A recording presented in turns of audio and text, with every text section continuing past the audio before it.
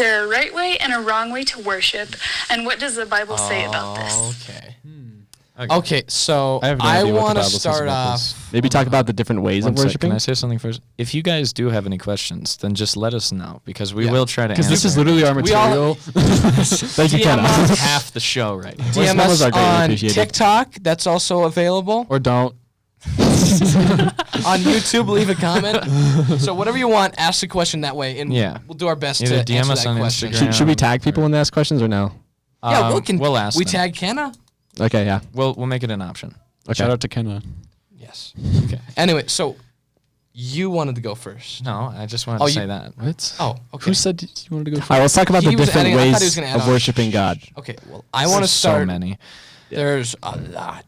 But I want to start with how it says that God wants you in a quiet place with him where there's no distractions, which is hard to do nowadays. Yeah, he says, lock yourself in a closet. Lock yourself in your closet. Maybe not an actual. Don't come out for 5 hours.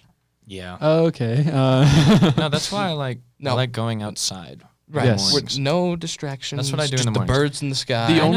The thing is, the only distractions are what God shows you. I was reading. Ironically enough, I'll read the Bible verse so we don't get away too far from this. Okay, yeah. It's Matthew 6:6. But when you pray, go into your room and shut the door and pray to your Father who is in secret. And your Father who sees in secret will reward you. So I think there it's talking more about when people are like, okay, I'm going to pray now. Everyone listen to my holy words. Yeah. So that has its time and place. But when you go and talk to God in person and just one-on-one, the things you do in secret or the things you do when people aren't watching is really what the actions that count. And that's so why much more it's beneficial. That's why it's so great is because you can have a personal relationship with God and you can it's not like, oh, you have to go talk to a priest and talk to God. Where they go, and I mean, you have to talk to someone who's better than you basically to grow your relationship with God. Yeah. A mentor, so to speak. Mm-hmm. But what I really originally wanted to say was that, like Wolfgang, for me, it's a lot easier to pray or journal outside because the only distractions are what God shows you. Because surprisingly enough, in my English final, I had the choice between two passages for books that you had to read, annotate, whatnot. Doesn't matter. And the one that I read was called The Great Spirit.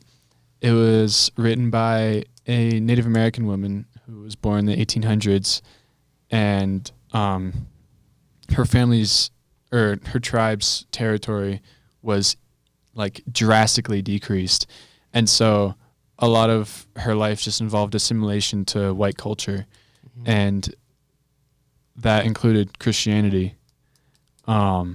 So by the end of the passage, the way I had seen it was that she was talking about God when referring to the Great Spirit, because she had said something like, for the Great Spirit is the birds that sing. And it was a lot more detailed than that and a lot longer, but it was really pretty.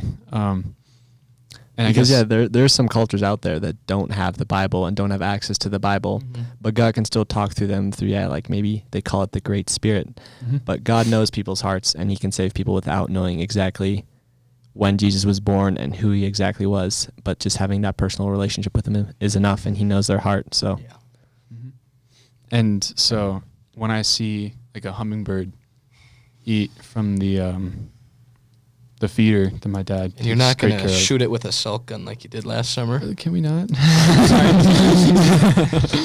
But I hear birds tweeting, and I see.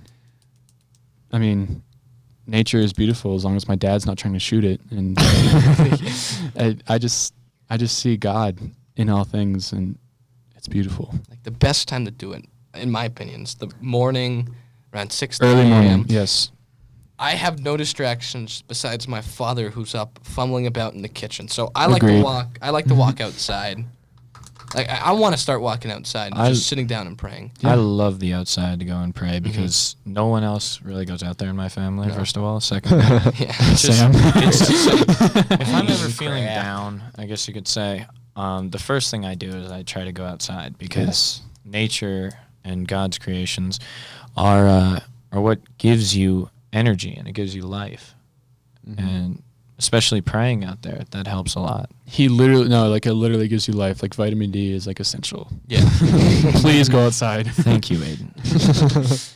Yeah, as much as you may want to binge watch this, once we have about 20 episodes out, you got to go outside sometime. That's the one thing we recommend binge watching. If you're not going to go outside, watch Fire Starters.